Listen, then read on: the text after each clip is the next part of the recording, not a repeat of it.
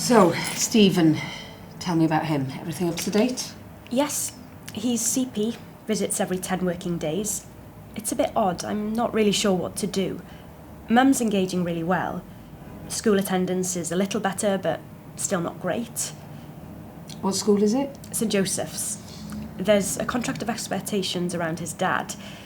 Dad recently assaulted his new partner, and he has a history of assaulting his own mother as well. Stephen's never seen the violence, and he tests positive for drugs, but denies it. What's the contact then? He goes to visit his nan and sees his dad sometimes then. He doesn't go to his dad's house. Dad comes to pick him up, takes him out, then brings him back home again. On his own? Yeah. What's in the contract of expectations? Not to be under the influence, no violence, no contact with new partner. So the risks are substance misuse and domestic violence in the past? With Stephen's mum, yes, but a long time ago. There's DV with new partner. Can Nan supervise? I'm a bit worried. No concerns have been raised. Stephen hasn't said anything, and he knows about the contract of expectations. Well, Stephen wouldn't say anything, would he? Who would raise concerns? Mum and the police? Well, if he's tested positive for substances, I doubt there's a period where he's not under the influence. Why would that change when Stephen was there? Yes, well, if that's true, and Dad's taken Stephen out bowling while he's high or on a come-down, there's a risk. But Stephen's quite open, and he hasn't said anything. It's difficult, because I don't want to say no contact. So what are the options? You know them. Do you think contact is safe?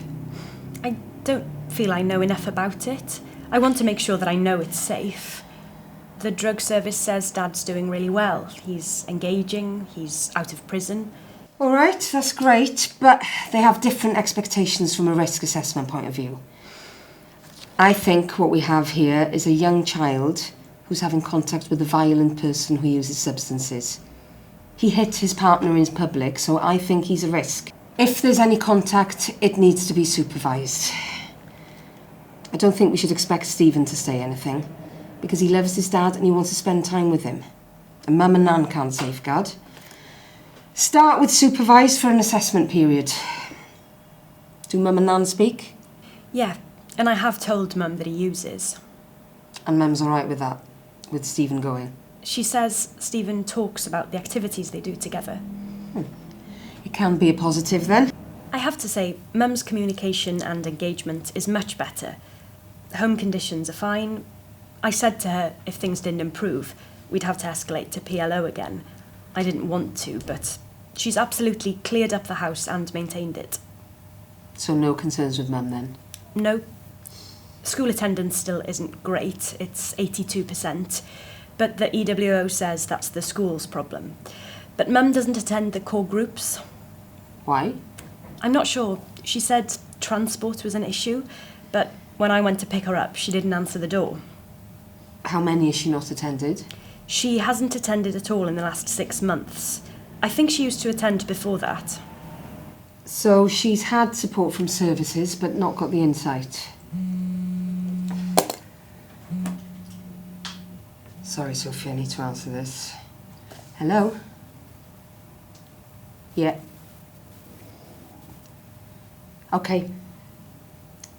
Yeah, well, I can't discuss that in detail now. I'm just in supervision. I won't be much longer. Bye. Sorry about that, Sophia. Carry on. What are the risks? She said she wouldn't know what to do if Dad's turned up. I think she struggles. It's external motivation to avoid it from going to PLO again. I think she's scared of Stephen being removed, rather than thinking about protecting Stephen. We've become a bit complacent. He has been on the register for 2 years. So she's been through PLO and out the other side. Do you feel he's at risk of significant harm? Not with Dad out of the picture. It's not to say we don't need to do any work with Mum. I think she'll continue to engage with me. She calls me. She's never done that before. She's always there. She calls me when Stephen's gone out. Without Dad, there is no risk. Is there any support now? I've referred to housing. I've given Stephen a bus pass, told him I want to see his school attendance improve. I'm not doing anything with Mum. Why isn't she coming to core group? What's the issue? Transport? It's a fair walk, or it's 2 buses. Does she work? No. Has she got any other kids? No. So she could do it. Yes, she could do it. I feel like the transport's an excuse.